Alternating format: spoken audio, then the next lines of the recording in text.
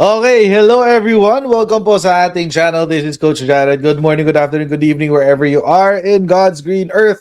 At maraming pong salamat sa inyo po patuloy na pagsuporta sa ating channel. Please don't forget to subscribe dito po sa Coach Jared Live YouTube channel. Pa-follow po tayo sa ating Facebook page, Pinasabat with Coach Jared. And of course, yung atin pong Facebook group, Tambayan na mga Cocheros. Okay?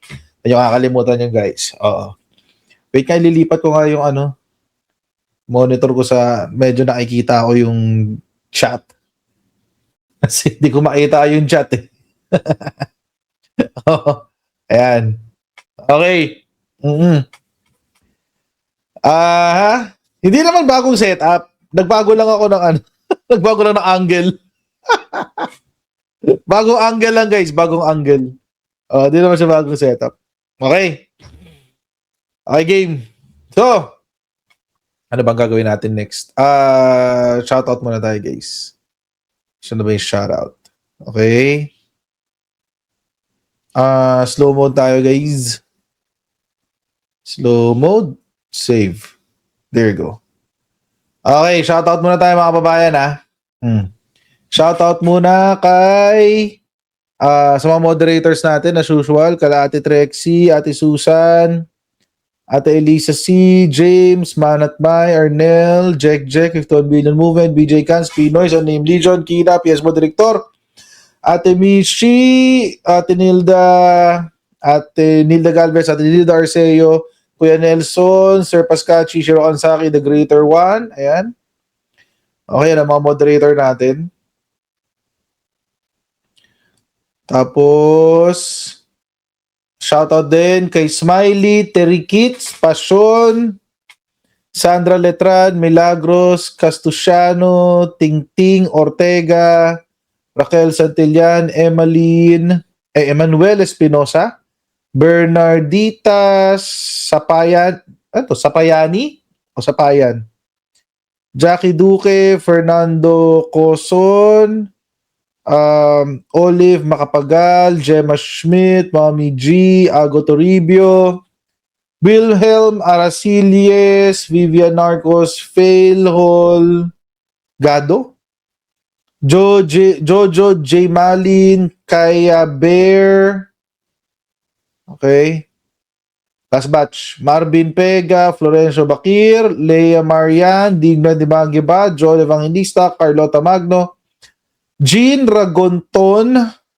Vic Fernandez, Jennifer, Miss Annabel, Victor Sales, SpongeBob, Nestor Magkaling, Melody Canuto, John Rayong.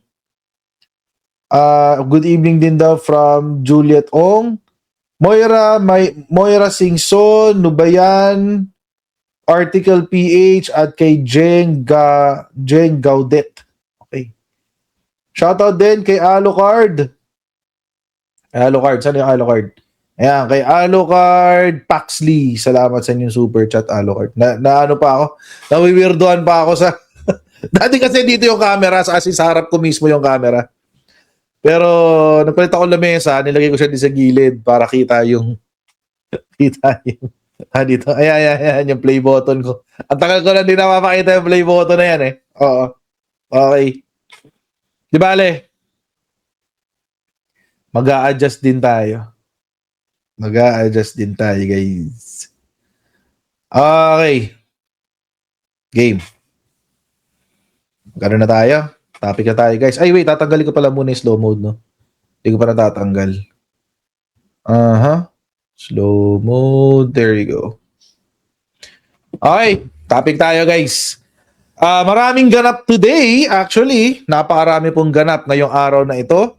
Kung kayo po hindi alam ang mga nagaganap, baka natutulog. Baka kayo po nakatira sa ilalim ng lupa. Baka kayo parang tao dito, undin. Laman lupa. Ang dami nangyari ngayon, guys. Oo, ang dami. Sobrang daming ganap. Nakakalungkot lang, guys, kasi imbis na magkaroon ng kaayusan ang ating Senado, lalo pang ginagamit ni Alan Peter Cayetano para mamulitika. Mamaya natin pupuntahan yung yung pag-aresto kay Jinggoy. Kasi that's a given. Medyo given na yun eh. Madali na yung kay Jinggoy. Pero itong itatopic muna natin, itong sa pag-boycott. Yung pag-boycott ng majority sa session today, meron ho itong laman. Oo, may laman ho ito. Hindi ho ito basta-basta. Okay, bakit? Ito kasi mga kababayan, pag-usapan natin ngayon. Ito kasi, yan. Okay. Ay, counterintuitive pala yung ginawa ko. Layo ng isa kong monitor. Okay, wait lang. Ayusin natin ulit. Wait, kailangan magpalit. Yan. Dito na lang ako titingin sa chatroom sa baba. Okay. Yan. Okay, mga kababayan, delikado ho itong laro na ginagawa ni Alan Peter Cayetano. Kasi not only will he sabotage the Senate, he will also sabotage practically every senator. Mga kababayan, ginagawa ho niya ito para ipakita daw ang quote-unquote independence, kunyaring independence ng Senado. At kung hindi po ito makikita ng ibang senador at hindi ho nila pag-iingatan, baka madamay sila sa magiging galit ng taong bayan dito. They have to speak up. Maski yung minority, kailangan umaksyon dito yung minority kasi ito na yung ito na yung tinatawag nating desperate moves. Ito yung nangyari kanina. Last week, nagkaroon ng Senate walkout, di ba? Ngayon, yung majority, no show naman. Hindi sila nagpakita, mga kababayan. No show. Oo. Well, alam naman natin, nandun sila sa pag-aresto kay Jinggoy. Mamaya, pag-uusapan natin yan. Pero gusto ko munang i-highlight to eh. Kasi mga kababayan, meron mo kasi sinabi sa Alan Peter na para sa akin ay medyo nakakabagabag. Oo. Saan natin yung balita? Yan. The Senate failed to resume its session Monday as a 13-man majority bloc. Actually, hindi na sila 13, 11 na lang sila. Stood up the minority senators. Hindi nagpakita. Only 11 senators, okay, ito na minority ang nandun sa plenaryo kanina. Tapos sinabi ni Subiri actually na mag-itay daw sila as long as it takes. Nailagay ko ba yun dito? And then, hindi ko nailagay. Tapos, ayun na nga, 2 oras silang nandoon hanggang sa, ang mangyari, pinatayan sila ng aircon. Pinatayan sila ng aircon, mga kababayan. Alam nyo, it's not even, they did not even give the dignity of, sending some person. Hindi man lang sila nagbigay ng ganung respeto na nagpadala sila, kahit assistant pa lang, di ba? Na maipag-usap kay Senate Minority Leader at si Tito Soto, kahit man lang si Tito Soto eh. Di ba? Para man lang sabihin na, hindi po tayo magsisession, sabi po ng ating Senate President, walang session today, etc. etc. Hindi. Pinatayan sila ng aircon, guys. Hindi, yung internet, okay lang, may data naman eh, walang problema yung data eh. Sa internet eh. Yung aircon. Ang yung mga kababayan, the intention really is to show itong minority na wala kami respeto sa inyo. Papatayan namin kayo kasi walang session today.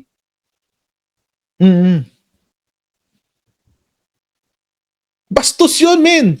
Bastos yun. Sobrang bastos nun.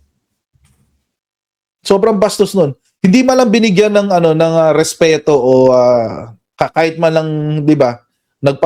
Tulad nga sinabi ko kanina, nagpadala ng ibang tao. 'Di ba? Para sabihan ang minority leader, Ma'am Sir, wala pong session today. Sabi ni SP, balik na lang daw po tayo bukas. 'Di ba? Wala man lang pa ganun. Pinatayan ng aircon, pinatayan ng internet. Napakabastos nun, men.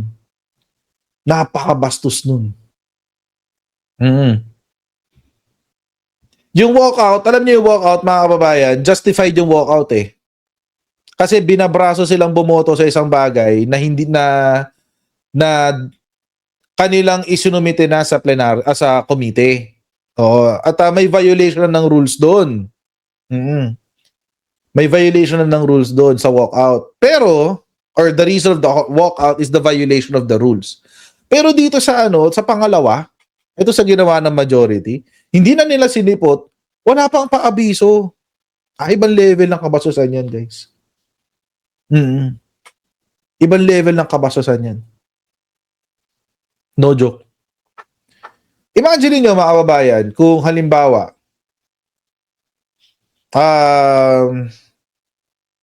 nagsasalita kayo, pinatayan kayo ng microphone bigla. Ganun yun. Ganun kabastos yun. Or pinatayan kayo ng ilaw. Ganun yung bastusan nun. Malala. Ni wala man lang paabiso. Kaya nag-react si Erwin Tulfo. Ito yung reaction ni Erwin Tulfo kanina. Ito.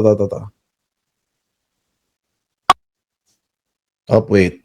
Kailangan Wait, ulit. Bakit hindi po Tuloy sila. Ano po? Saan uwi na po kayo? Uwi na po kayo, sir. Ano pang gagawin namin? Uwi na kayo. Ano po masasabi nyo na maraming guests yung naghintay? Yan nga nakakaya eh. Yung ginawa nila eh. First time ever, sabi nila. Ngayon lang nangyari talaga. Bakit po nakakahiya, Free? Ay grabe, hinostis natin taong bayan. Trabaho kami. Walang trabaho kami nagagawa. In fact, nakita naman, marami. Rafi Tulfo pala to. Oo. Meron pa po yatang CA na pending. Tatlong generals, mag-retire na, kawawa naman. Hindi sila magpumod, doon pa sila mababang rango. Dahil sa kagawa nila, may tatlong generals sila kinawawa. Sen, sabi po ni SP Alan, kailangan daw pong challenge niya po yung Senate minority na Gusto niya, sumama kami sa kanya na i-boycott Yes. itong Senate. Yun. Kasi sabi niya, kailangan daw independent ang Senate sa kahit sa anumang mga situation. Bakit? Rule of law naman yung nangyari sa pag-aresto kay Jinggoy. Ba't kami sasama sa pag-boycott sa kanya? Sa kanila? So, kami magtrabaho lang. Siguro sila ayaw nila magtrabaho, then it's up to them. So, hinostis na kami. Tapos, pinatayan pa kami ng aircon. Pinatayan pa kami ng wifi. Sino nagpatay, sir? Siyempre, sino ba nasa majority? Sila. Natawagan po si SP kanina. Sumagot po ba siya? Sumagot siya sa isang message na pagkahaba ba, 1 kilometro haba, Ano pong laman, Sen? 1 kilometro haba. is para bang kailangan namin sumama sa kanya na i-boycott itong Senate. Yan, pag-upunta natin mamaya. Kaya parang hindi na po kayo mag-iintay dito, nalaman yung hindi na So, papasok kami tomorrow. Sila mag-boycott, okay lang, pero kami papasok kami hanggang Wednesday. Tuloy-tuloy Ba't namin po. gagawin yun? Kung may balak silang i-boycott tong Senado, sila lang. So that's the term, sir, boycott ang ginawa ng majority. Parang gano'n yung tema ng message ni SP Alan. Na kasi dapat daw we have to show independence sa Senate, ng Senate daw. Ano independence pinagsasabi niya? Sa tingin niyo, Sen, this is the answer to the walkout that the minority did last week? Hindi naman kami nag-walkout. Ay, nag-walkout kami nung last time because meron sa railroad nila yung rule. Ibang usapan na. Hindi kami nag-walkout ngayon, di ba? Silang nag-walkout. Wala naman. Actually, boycott na. Di sila umapir. So sir, what will happen now? Pakinggan natin yung choir. Kasi nandito naman sila eh.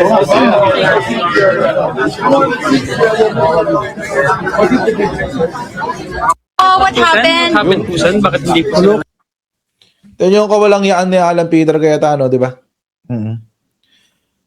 Ginawa na niya to before. May ganito na siya may mga ganito na siyang stunts before nung sa House of Representatives. Kung maalala niyo nung panahon ng pandemic, may usapan na may term sharing. By the way, mga kababayan, speaking of independent legislative body, bakit nung panahon ni Digong tinanggap nila na mag-term sharing sa utos ng presidente?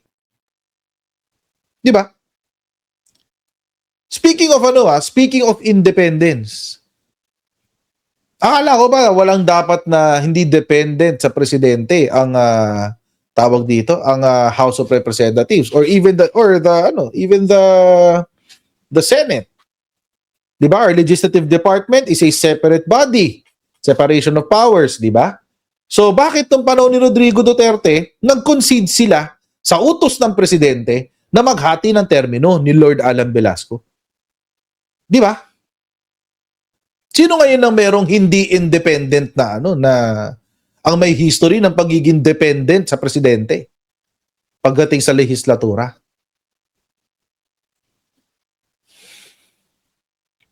Di ba?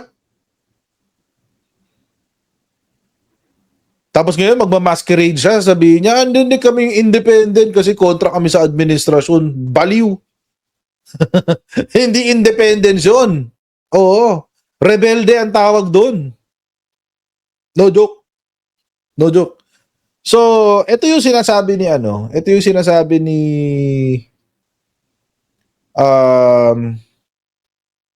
Rapi Tulfo.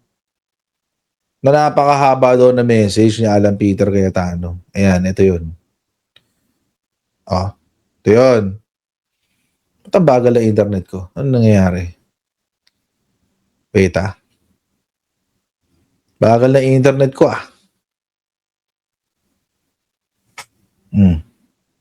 Yan. Ito sabi niya.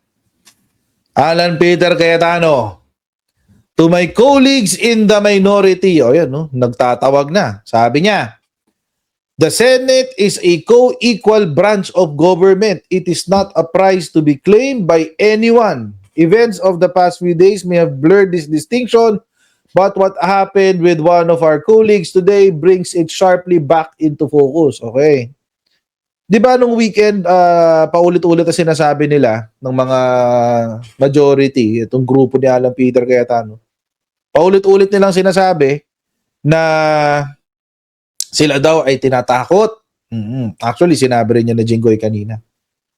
Sila daw ay tinatakot para lumipat daw sa majority. Kasi kung lilipat daw sila ng majority, walang kaso. Kaso dahil kung hindi sila lilipat, may kaso. Yun ang propaganda nila ngayon, ang drama nila. Okay. Sabi ni Alan Peter Cayetano that we differ on leadership of the Senate is not in question and it is a fair point of this. Ang haba nga. Okay, no matter our disagreements, we must all agree that this is the Senate's own business to settle. This chamber answers, ayun naman tayo sa God, Lord. Alam mo tong si Alan Peter Cayetano, dapat sinasampal to ng Holy Spirit. Sa totoo lang, alam niyo mga kababayan, itong lagi niyang paggamit sa pangalan ng Diyos, kasalanan na to Kasalanan na to. Masyado na malala itong kababuyan ni Alan Peter Cayetano. Hindi lang Senado ang binababoy, pati relihiyon namin binababoy. Tigas ng mukha. Anyway. Okay, that line is now being tested. This is not an accusation. I'm speaking truth that each senator already knows. Ito. The independence of this institution and the legal standing of any of its members are not currencies. Hindi raw ito pinagbibili. Oo, yung Senado daw at ang mga kasama daw nila ay hindi ipinagbibili. The day they become things to be traded is the day the Senate is diminished and after the Senate, the Republic. Okay? So I put one question to you, not as the majority but as the chamber. Will you stand for the Senate's independence? Yan. Ito na ngayon yung bagong drama. Ito na ngayon yung bagong drama ni Alan Peter Cayetano. Tatayo ka daw ba sa pagiging independent ng Senado? Okay. Sige. I'm asking you to join one deliberate act to let the Senate go quiet, together and by choice. So the country is made to ask why a co-equal branch would fall silent rather than be made to serve. Ayun. The door is open. Whatever you do, it is yours to answer to this institution, blah, blah, blah. Okay, sige. Okay. Tigas na mukha mo, Alan Peter. Ito ho yung pagtawag niya sa boycott. Alam niyo, medyo akala ko nagkamali ako ng basa bigla. Actually, hindi ako nagkamali ng basa. na nagkatotoo yung sinabi ko pero maling partido lang. Bakit? Kasi alam nyo mga kababayan, kung naalala nyo last week nung nangyari yung walkout, ang sinabi ko po, okay. So ang kaya lang gawin, o pwede lang gawin ngayon ng Senado, ng mga minority, wag pumasok para walang quorum. Di ba? Kung walang quorum, o di walang business, walang pagdidesisyonan, etc. etc. Di ba sinabi ko last week? Kaso baliktad. Mali yung mali yung lumabas na nag-boycott, ang lumabas na nag-boycott. Itong majority. Kung sino pa yung majority, siya pa yung nag-boycott. Ang galing-galing talaga. Galing-galing talaga. Nakakatawa. My goodness. Diyos ko. Akala ko minority ang magbo-boycott eh. Ibo-boycott nila sa Alan Peter Cayetano. Kaso hindi. Ang nangyari, baliktad. Ang nangyari, baliktad. Majority ang nag-boycott. Para walang mangyari. Diyos ko. Kasi mga kababayan, kung iisipin nyo, ganito. Tingnan natin yung composition ngayon. Saan na ba yung composition? Ito na yung composition ngayon eh. Ayan, 11-11.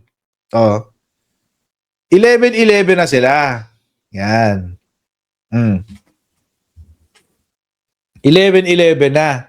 Bakit? Kasi yung isa, si Bato de la Rosa, nagtatago. Si Jinggoy Estrada, arestado. So, hindi na siya makaka-attend ng plenary. Mas mahirap ngayon maipasa yung kanilang ipinapanukala na amyendahan ang rules ng Senado. Mas mahirapan sila ngayon. Kasi di sila magkaka-quorum. Di ba? Di sila magkaka-quorum. Kung absent ang 11, kung patuloy na absent ang 11 ni Alan Peter Cayetano, walang quorum. Pero, walang magagawa sa Senate. Walang bills na may susulat, walang budget na maipapasa, walang investigasyon na magaganap sa kahit anong committee. Walang mangyayari. Walang mangyayari. Walang business, wala kang quorum eh. So, pero ang nakikita ko dito, iba. Wala ring impeachment. Correct. 51 billion movement. Naunahan mo naman ako. Sabihin ko pa lang eh. Wala ring impeachment. Kasi walang quorum. Hindi sila magko-convene. Ibo-boycott nila eh. So, paano sila magko-convene as an impeachment court? Ang basa ko dito, mga kababayan, nararamdaman ni Alan Peter Cayetano dalawang bagay. Una, na nanganganib ang kanyang Senate presidency. Nanganganib. Bakit? Kasi kanina, kinumpirma na, although chismis lang to no weekend, pero kanina, kinumpirma na ni Rapi Tulfo, dalawang majority senators ang lilipat sa minority. Pag nangyari yan, tapos ang boxing.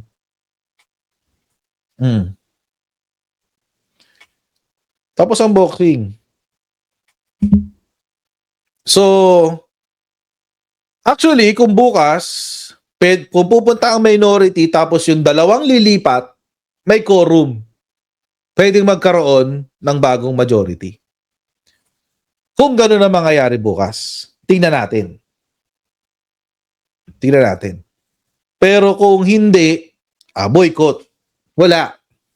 So feeling ko ngayon, matindi ang mga nangyayaring kwentuhan behind the scenes. Baka meron ng mga backdoor negotiations. May mga usapan na nagaganap. Lipat ka na bukas para tayo na yung majority. Ganon. Yan yung mangyayari dyan. Pero, kung hindi papasok, kung solid sila, kung solid ang majority, at walang lilipat, deadlock. Deadlock ang Senado. Walang mangyayari sa Senado. Ito yung sinasabi ko kanina, sinasabi ko sa title, mga kababayan, na strategy ni Alan Peter Cayetano para i-set up na pumalya ang Marcos admin.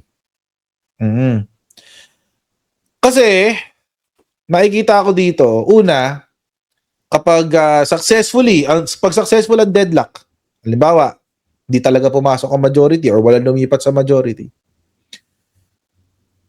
convenient para sa majority yung sabihin na, kasi Malacanang, ini-impluwensyahan kami, kakasuhan yung mga kasama ko Kinakasuhan yung mga kasama ko, nakulong na nga yung isa tapos itatago yung isa. Kasalanan to ng Malacanang, blah, blah, blah, blah, blah. It's easy. Convenient yon para sa kanya. Napakadali nun.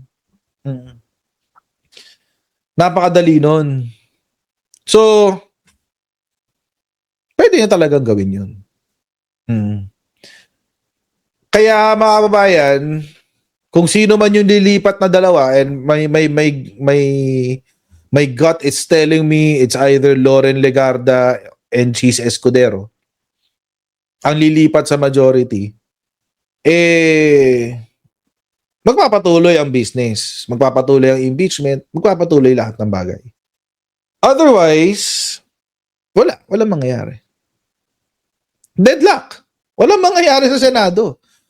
Oo. Kung magmamatigas to, si Alan Peter, para kapit na kapit Kapit na kapit sa kapangyarihan si Alan Peter. Ganyan siya kagahaman. Ginawa na niya yan sa lower house Ginawa na niya yan sa lower house noong 2020, 2021. Kinandado yung pinto ng lower house para walang makapag-session at para hindi siya matanggal. Ganyan katigas ang mukha niya ni Alan Peter. Yan yung katigas ang mukha niya ni Alan Peter. Special elections na ba? Hindi pa kailangan ng special elections. Hindi pa. So, it's either the Filipino people file a petition for mandamus, puwersehin ng mga senador na gawin ang trabaho nila dahil, syempre, hindi naman siguro pwede na tawag dito, nahayaan lang ng Korte Suprema bilang check and balance of our government na walang gawin itong Senado. Itong mga senador na to, itong 11. So, wala. Deadlock talaga to. Deadlock to, guys. Walang dito, walang mangyayari dito. Ang pinakamanupit dyan, ang pinaka nakakabwisit din dyan, mga babayan, walang maisusulong na batas. Walang maisusulong na batas. Walang, yung mga committee hearings, hanggang dun lang siya, committee hearing. Ganun lang siya. Kaso baka nga walang pumasok. Kasi kapag nasa opisina ka lang, kahit hindi ka umattend ng plenary, basta nasa opisina ka, counted ka sa bilang, counted ka sa quorum kasi nandun ka. So baka walang pumasok. So, ewan ko lang kung paano mag-move forward dito sila Tito Soto, pero hindi to checkmate. Ang kailangan lang gawin dito ng minority, yung grupo ni Tito Sen, is kumuha ng dalawa dito sa majority. Ngayon, kung titingnan natin yung majority, sorry. Ito, solid to, hindi maghihiwalayan. Ito, hindi rin maghihiwalayan. Ito si Bongo, malapit-lapit na rin magtaguyan. Ito, malapit-lapit na rin magtaguyan si Marcoleta at saka si Joel Villanueva. Ito, iniimbestigahan na ng obstruction si Robin Padilla. Si Cheese Escudero, malapit-lapit na rin ito magtago. Pero, ang kutob lang to wala akong actual info. Ang kutob ko, ito, lilipat to sa majority para makalapit ulit sa Malacanang. Kasi, I'm thinking, baka dahil sa issue ng flood control, he's already disgraced. Baka hindi na siya kinakausap. Baka nag-reach out siya, hindi siya pinapansin. So, lilipat siya dito to get into the good graces of the executive. Kasi alam naman natin, sa ngayon, maganda kasi yung palaka ni Tito Sen before kaya sumusunod sa kanya yung mga kahit yung mga opposition. Si Loren Legarda, feeling ko dito, lost. Torn siya between sa anak niya tsaka sa sa dapat niyang trabaho. Oo. So, ako ko lang, feeling ko lilipat din yan. So, ang mga solid na maiiwan dito, syempre, yung mga Duterte senators, tsaka yung mga kriminal. But definitely, ito, wala na to. Wala na yan. Hanggang lampas 2028, hindi nyo na makikita yan. Oo. Kasi, granted, ang pinakamabilis na kaso sa Pilipinas nagtatagal ng 2 taon. 2027 na. Next year. 2028, baka hindi pa tapos yung mga kaso nila. O baka Mayo ng 2028, hindi pa tapos yung mga kaso nila. Wala na, hindi na sila makakatakbo. Pilay na sila ng 12 taon. Oo. Hindi, 8 taon lang pala kasama yung this year. O, pilay na sila ng 8 taon. Hindi na sila makakatakbo. Unless babalik sila ng yung mga mabababang posisyon sa executive. Siyempre, di ba? But yun lang talaga kung walang lilipat, wala sila makukumbensing lumipat, deadlock. Deadlock. At malaking problema yan kay PBBM kapag nag-deadlock ang Senate. Malaking problema yan. Kasi ayun na nga, kailangan mo yung Senado Di ba? Pag yung lower house, kapag walang lower house, wala ka may papasang batas. Pag walang upper house, wala ka may papasang batas. Lalo na coming into the budget season, malapit ang budget season. So ayun. Hindi ko alam kung ano magiging strategy dito ni Tito Sen. Pero kung naman yung strategy niya, dapat meron lumipat na 2. Kailangan sila maging majority. Parang Linta at Toko, kapit na kapit. Yun na nga Kapit na kapit Oo. Eto, sabi ni Arnold, hindi ba pwedeng makialam si PBBM? Hindi pwede. Cannot be. Kasi, baka magkaroon naman siya ng impeachable offense. Oo, ng violation of separation of powers. Diba? Ilang years ang kulong sa plunder? Reclusion perpetua yan Eduardo, reclusion perpetua yan. Malala yan. Tapos perpetual disqualification pa yan to hold public office. Malala yan. Pero mga babayan, mahirap din siyang patunayan. Actually, feeling ko, itong kaso ni Jinggoy, tatagal to ng mga dekada siguro. Pero at the end of the day, ma-acquit yan. At the end of the day, ma-acquit yan. Bakit? Kasi nga, masyadong itinaas ng Supreme Court ang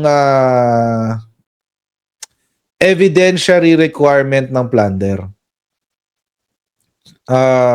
Ito yung very controversial decision ni former Chief Justice tawag dito. What's his name?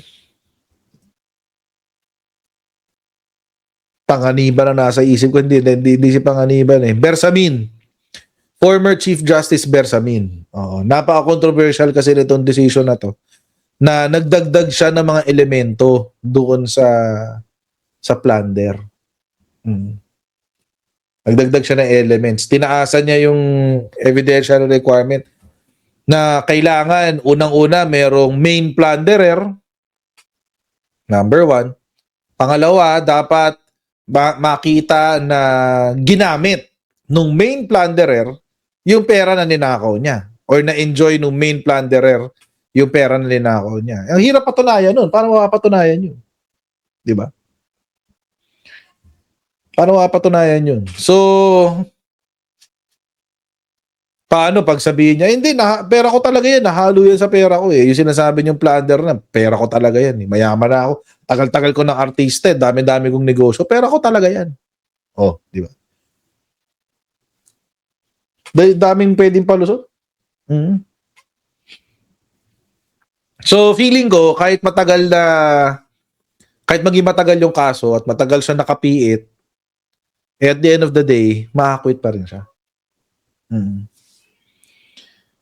Makakwit pa rin siya. Pwede po bang baguhin? Hindi. Hindi po, Ate Ellie or Sir Ellie. Hindi pwede mabago kasi number one, yung elements of the crime naka-define yun sa batas. Sa ating plunder law, anti-plunder law. Tapos, yung interpretasyon nun, nakadepende sa Supreme Court. Paano? Well, unless babaguhin ng Supreme Court yung kanilang interpretation yung kanilang previous interpretation of it para mas madali na mag-convict ng mga tiwali. So, yun. Ang lala nun very controversial yun before kasi parang ginawa lang yata yun to acquit si GMA. GMA yun Republic versus GMA yun Tapos ang nag-decision si Bersamin. Dating CJ Bersamin. So, good luck. Abangan natin ang mga mangyayari.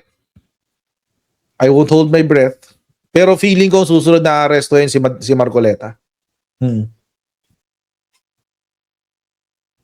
Sunod na maaresto dyan si Marcoleta. Kasi siya yung mas madali. Baka magsabay si Marcoleta tsaka si Joel. baka magsabay or halos sabay si Marcoleta tsaka si Joel. Kasi si Joel Villanueva, nasa Sandigan Bayan na rin yung kaso niya na plunder Oo. So, baka mauna siya. Tapos si Marcoleta, kinasuhan na rin sa Sandigan Bayan. So, baka magsabay silang dalawa. Or kung hindi man sabay, magkasunod. Yung dalawa. Si Marcoleta at si Villanueva. Huling-huli si Cheese. Feeling ko huling-huli si Cheese na maaresto. Kasi, ewan ko lang kutob ko lang. Pero feeling ko siya ang huling-huling maaresto. Si Jesus Escudero. Ang tanong lang dito, kasi marami din naman tayong kaibigang iglesia. Anong gagawin nyo pag naaresto si Marcoleta? Di ba? So, hindi ko alam. Tingnan natin. Abangan natin ang mangyayari.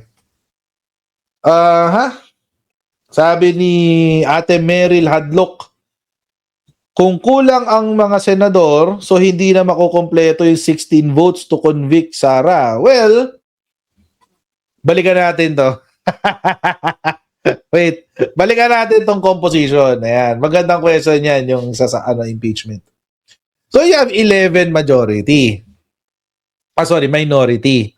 Tapos, posible kang malagasan ng 1, 2, 3. Huwag naman natin sama si Bongo kasi wala pa naman yung warrant niya. 1, 2, 3. 3 ang pwedeng malagas. So, 7 may iiwan.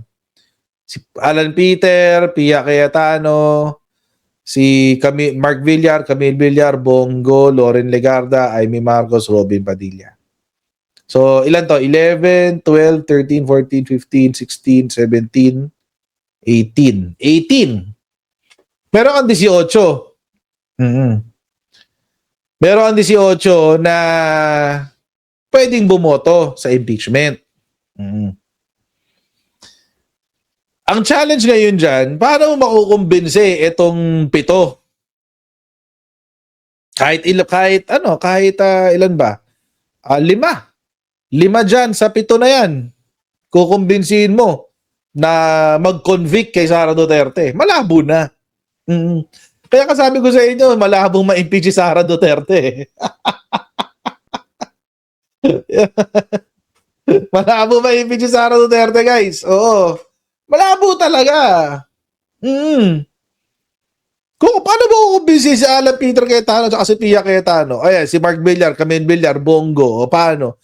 Amy, Robin, Loren Legarda. Paano mo kukumbinsiin yan? Di ba? Hindi siya mako-convict. Maka-acquit yan si Sara. Oo, maka-acquit yan. Pero sana, ito na lang inaasahan ko. Sana, ang sambayan ng Pilipino ay magiging matalino. Mm. Na hindi natin iaasa ang ating kinabukasan sa tao na katulad ni Sara Duterte. Kasi syempre lalabas yung mga ebidensya niyan, di ba? Lalabas naman yung mga bank records niya. Ang maganda dito, mahihirapan silang i-manipulate yung impeachment. Kasi kokonti lang sila, 7 lang sila. Lagi sila ma-outvote ng 11. So, halimbawa, may nag-petition, ang sabi, gusto naming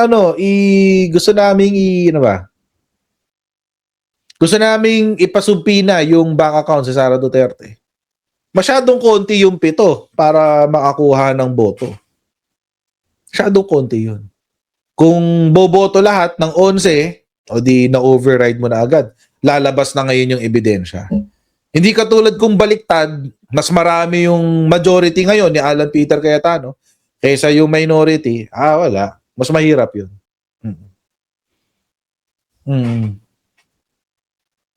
So yun. Feeling ko makakakwit si Sara, pero kakasuhan siya sa Sandigan Bayan. Kakasuhan siya sa Sandigan Bayan.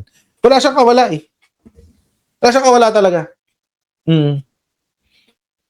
She cannot get away from any case. Oo. Sigurado yan, makakasuhan siya sa Sandigan Bayan. Lalo sa mga lalabas na ebidensya. Kahit hindi na yung kay kahit hindi na yung kay Madriaga, kahit hindi yung naisama yung kay Madriaga doon pa lang sa confidential funds malala yun. Dapat talaga siya makasuhan doon. Okay. So, may super chat. Wait. Sabi ni Alucard Paxley. Alucard Paxley, pabor ako coach, makulong si Marcoleta na iset. Hindi lang ikaw, ako rin. Gusto ko siya makulong. Ay, nako.